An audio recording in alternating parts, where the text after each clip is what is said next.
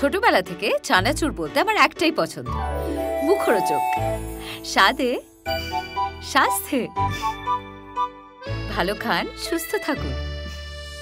মুখরোচক, ভালোবাসার ৭৫ বছর। পুজোটাতে আমার কখনো প্রেম হয় না। আমার একটা প্রেমিকা ছিল অনেক বছর আগে পুজোর সময়, তার সাথে 2টো পুজো 3টে পুজো কাটানো হয়েছে, ব্যাস এনজয় করবো করতে করতেই যেন ফাট করে প্রত্যেকটা দিন শেষ হয়ে যায়। সব খেলা খুব অবহেলা করেছি, আমি আলাদা করে কিছু মিস করি না। কেনই বা বেকার ইনভলভ হবো, পাঁচটা দেখি কি বা হবে। আমি আস্তে আস্তে এগোতেই চাই, সেটা নিয়ে সবাই কমেন্ট করে, সবাই নিজের মতো স্ক্রিপ্ট লেখে, আমার বেশ ভালো লাগে। তাদের থেকে আমি রোম্যান্টিক স্ক্রিপ্ট নেবো, আমি রোম্যান্টিক সিনেমা বানানোর কথা ভাবিনি এখন। যারা কমেন্ট করে তাদেরকে বলবো সব কমেন্টে গল্পটা বাড়াতে থাকো। আমি আর অত পাত্তা দেওয়া বন্ধ করে দিয়েছি আস্তে আস্তে। আমি কি করে ফেলতে পারি, আমি তো আর সুপারম্যান নয় যে আমি কিছু একটা বিরাট করে ফেলবো। সুপারম্যান হয়েও সে কিন্তু মাইন্ড রিড করতে পারতো না, আবার যে মাইন্ড রিড করতে পারে সে ফাইট করতে পারতো না।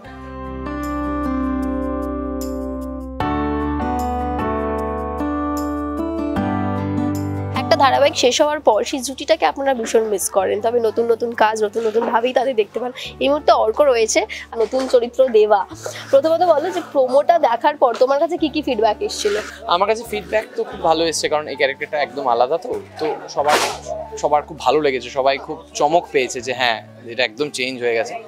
আর কিছু ফিডব্যাক এসছে যে হ্যাঁ আগেরটা শেষ হয়ে গেছে বলে অনেকের মন খারাপ। তো মন খারাপের ফিডব্যাকটা তো বেশ ভালোভাবেই এসছে, সবাই ওই জুটিটাকে ভালোবাসতো, ওই সিরিয়ালটা ভালোবাসতো, ওই পরিবারগুলো যেগুলো তৈরি হয়েছিল সেগুলোকে সবার নিজের সাথে সবাই কানেক্ট করে ফেলেছিল। তো সেই দিক থেকে একটা মানে সবার মন খারাপও আছে, কিন্তু আবার নতুন অডিয়েন্স এসছে, অনেকেই প্রশংসা করছে, অনেকেরই ভালো লাগছে। সবাই বলছে যে প্রোমো দেখে মনে হচ্ছে একটু আলাদা হবে, আর সত্যি কথা আলাদা তো হবেই, একদমই আলাদা হবে। যখন এই দেওয়ার লুকটা ওই পরিবার দেখলো, মানে তোমার রানীর পরিবার, তো রানীর থেকে কি কমেন্ট এসেছিল? রবিকা কি বললো?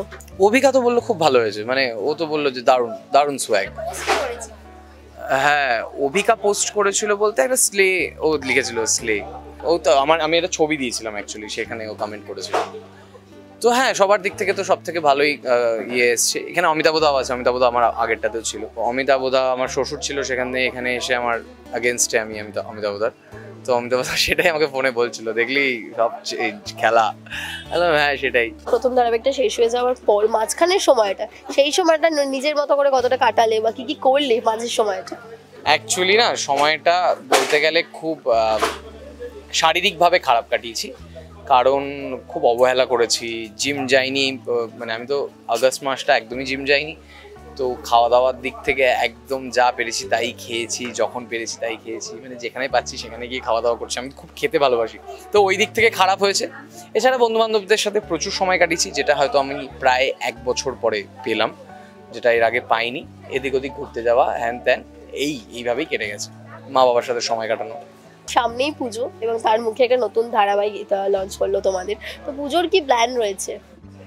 পুজোর প্ল্যান নিয়ে এখনো কিছু ভাবিনি। আমার আর ওরকমভাবে পুজোর প্ল্যান আলাদা করে কিছু হয়ও না। আগে মানে ছোটবেলায় হতো, তারপরে বম্বে চলে যাওয়ার পর থেকে আমি ম্যাক্সিমাম পুজোটাই বম্বেতে কাটাতাম। তো আমি শুধুমাত্র বম্বে থেকে একবার বোধহয় 2022-এ এসেছিলাম দুর্গাপুজোর সময়। এছাড়া আমি 2019 থেকে 23 অবধি ছিলাম, কোনোদিনই আমি মানে ওখানে কাটাইনি, মানে দুর্গাপুজো দেখিনি বলতে গেলে। তো সেরকমভাবে কোনো আলাদা করে এক্সাইটমেন্ট নেই। এবার আসুক পুজো, দেখা যাবে কি করা যাবে কি না করা যাবে। পুজোতে যেটা আমার সাথে স্পেশাল হয় সেটা মানে দুর্গাপুজো হয় না, সেটা হয় হচ্ছে আমার বন্ধু বান্ধবরা সব অন্যান্য শহর থেকে আসে, মুম্বাই, দিল্লি, ব্যাঙ্গালোর থেকে সব বন্ধু বান্ধবরা আসে। তো তাদের সাথে প্রচুর মানে দেখা হয়, অনেক দিন পর 1 বছর পর দেখা হয় অ্যাকচুয়ালি। তো সেইটার অপেক্ষা থাকি আমরা যে হ্যাঁ অনেকদিন পর দেখা হয়। তো সেই দিক থেকে দুর্গাপুজোটা আমাদের জন্য ওইটা একটা মানে অজুহাত, দুর্গাপুজোটা একটা অজুহাত যে সবার আলাপ আবার দেখা হওয়া। আমি যদি বলি যে একটু ছোটবেলা, মানে যখন টিনেজার্সে কলেজ লাইফ, সেই সময়কার যদি পুজোটা বলো, মানে পুজো প্রেম, পুজো আড্ডা, তো সেইটা কতটা মিস করবো? সেই সময়টা কেমন কাটিয়েছিলে? ভালোই কাটিয়েছি পুজোর সময়টা। না অ্যাকচুয়ালি কি বলতো, আমি এখন বড় হয়ে একটা জিনিস দেখি যে তখন না হুজুকে বেরিয়ে যায়। হ্যাঁ, এখন মনে হয় যে আরে ঠিক করে কিন্তু কোনোবারই এনজয় করিনি, কারণ এনজয় করবো করতে করতেই যেন ফাট করে প্রত্যেকটা দিন শেষ হয়ে যায়, ফাট করে ষষ্ঠী, সপ্তমী, অষ্টমী, নবমী। তো ওরম কিছু মিস করার নেই, আর আমি অ্যাকচুয়ালি কিছু মিস করিও না। আমার একটা মানে মেন্টালিটি এরকম হয়ে গেছে, মানে যা আসছে সেটাই ভালো। মানে অনেকে বলে স্কুল লাইফ মিস করে, আমি আলাদা করে কিছু মিস করি না। আমি তো এবার জানতে চাই আগে কি হতে চলেছে। মানে আমার 20 বছর বয়সে আমার জানার ইচ্ছা ছিল 25-এ কি হবে, 25-এ জানার ইচ্ছা ছিল 30-এ কি হবে, এখন জানার ইচ্ছা হয়েছে 40-এ কি হবে। তো এটা আমি আস্তে আস্তে এগোতেই চাই। আগের দিকেই এগোতে চাই। পাস্টটার দেখি কি বা হবে। হ্যাঁ, পাস্ট থেকে যেগুলো শিখেছি, যেগুলো ভুল শিখেছি সেগুলোকে আনলার্ন করতে শিখেছি, এবং যেগুলো শিখিনি সেগুলো শেখার চেষ্টা করছি। পুজোর প্রেম সেভাবে কি কোনো সময় প্যান্ডেলে যেটা হয় না যে ঝাড়ি মারা, প্রেমে পড়া, সেই রকম হয়েছে তোমার সেই সময়? না, পুজোর সময়ই অ্যাকচুয়ালি আমার কখনো প্রেম হয়নি। মানে আমার একটা প্রেমিকা ছিল অনেক বছর আগে পুজোর সময়, তার সাথে 2টো পুজো 3টে পুজো কাটানো হয়েছে, ব্যাস। কোনোদিন পুজোর সময় আমি মোস্টলি সিঙ্গেলই থাকতাম, তো পুজোটাতে আমার কখনো প্রেম হয় না ওরকমভাবে। যে পুজোয় প্রেম হয়নি, একটা প্রেমিকা ছিল বলছে, তার মানে অর্কপ্রভু এখন কি সিঙ্গেল? হ্যাঁ, অবশ্যই অর্কপ্রভু সিঙ্গেল, এবং সেটা নিয়ে সবাই কমেন্ট করে অনেক রকমের, সবার অনেক রকমের মানে আইডিওলজি, সবাই নিজের মতো স্ক্রিপ্ট লেখে, আমার বেশ ভালো লাগে। আমি তাদের থেকে আমি রোম্যান্টিক স্ক্রিপ্ট নেবো, আমি রোম্যান্টিক সিনেমা বানানোর কথা ভাবিনি এখনো। যদি কোনোদিন ভাবি বা যদি আমার সিনেমায় রোম্যান্টিক পার্টগুলো রাখে, আমি যারা কমেন্ট করে তাদেরকে বলবো সব কমেন্টে গল্পটা বাড়াতে থাকো, যে কি হতে পারে, অর্কপ্রভুর প্রেমের জীবন কিভাবে হতে পারে, তার সে কি করবে না, সবাই মানে অদ্ভুত ইনোভেশনস। হ্যাঁ, এক এক রকমের কমেন্ট, আমি আর অত পাত্তা দেওয়া বন্ধ করে দিয়েছি আস্তে আস্তে। নেগেটিভ কমেন্টসকে, পজিটিভ কমেন্টের দিকে তাকিয়ে থাকি, ভালো লাগে। মানে আমার মানে যারা অনেকে অ্যাডমায়ারার আছে, অনেকে মানে সাপোর্ট করে, অনেকে ওই নেগেটিভ কমেন্টের অ্যাগেনস্টে কথা বলে, তাদেরকেও আমার বেশ ভালোই লাগে। এবং ব্যাপারটা হচ্ছে পার্সোনাল লাইফের মধ্যে ছেড়ে দেওয়া উচিত, সেখানে ইন্টারফেয়ারই করা উচিত না। এবং আমি বুঝতে পারি যে সবার জানার ইচ্ছা হয় যে এই ছেলেটি তো দুর্জয় করেছে বা দেবা করছে, এর রিয়েল লাইফটা কেমন হবে, আমি বুঝতে পারি, কিন্তু তার একটা লিমিট ক্রস করা উচিত না। ঠিক আছে, ঠিক আছে, করলে করুন, আমার এমনিও কিছুই। আর আজকাল আমি বললাম, আমি একটু আগেই তোমাকেই বলছিলাম যে আমার আজকাল আর অত রাগিও না, যায়ও আসে না, যে যা বলছে বলবেই, মানুষ বলতেই থাকবে, ভালো মানুষ ভালো কথা বলতে থাকবে, কারণ 800 কোটি মানুষ, 800 কোটি মেন্টালিটি, সবার মেন্টালিটিকে আমি ঠিকও করতে পারবো না, বা আমিও বলতে পারি না যে তার মেন্টালিটিটা ভুল, কারণ সেও, তার জন্য আমার মেন্টালিটিটাও ভুল হতে পারে। একটা বিষয় আছে তোমার মধ্যে, মানে যেটা হচ্ছে তুমি সেটা হোক, মানে অত বেশি তুমি ভাবো না, কারণ কি করব, আমি কি করে ফেলতে পারি, আমি তো আর সুপারম্যান নয় যে আমি কিছু একটা বিরাট করে ফেলবো। সুপারম্যান হয়েও সে কিন্তু মাইন্ড রিড করতে পারতো না, আবার যে মাইন্ড রিড করতে পারে সে ফাইট করতে পারতো না। তো এইরকম একটা ব্যাপার যে আমি কেনই বা বেকার ইনভলভ হব। এখন আগে হতাম, আগে খুব রেগেও যেতাম, এখন আর রাগিও না। আগে খুব কমেন্টে রিপ্লাইও করতাম, মানে আমি এটা বলছি যে মানে দুর্জয় হওয়ার অনেক আগের কথা বলছি, আমি আগে খুব রিপ্লাই করতাম, তারপর আমি ছেড়েই দিয়েছি। কি দরকার, কেন করব? কারণ কে যে শুনছে আদেও তা তো নয়, উল্টে সেটাকে নিয়ে একটা ঘটনা বানিয়ে করা হচ্ছে, যা হয় এরকম বলেছে, আরে সে কি ভেবে বলেছে সেটাই তো বলা হচ্ছে না। অর্কপ্রভুর কোনো গুণ সেটা দেবার মধ্যে ইম্প্রোভাইজ করবে তুমি? একটা মিল আছে, কনফিডেন্সের মিলটা আছে, প্রচন্ড কনফিডেন্ট, ফ্ল্যামবয়েন্ট, প্রচন্ড মানে মানুষের সাথে ইজিলি মিশে যেতে পারে, ভাষণে ডান্স করে। আর এছাড়া ওই কনফিডেন্সটাই আমি ইমপ্লিমেন্ট করব দেবার মধ্যে, যে হ্যাঁ এই কনফিডেন্ট একটা ক্যারেক্টার, কনফিডেন্ট ছেলে আমিও, দেবাও একটা কনফিডেন্ট ক্যারেক্টার।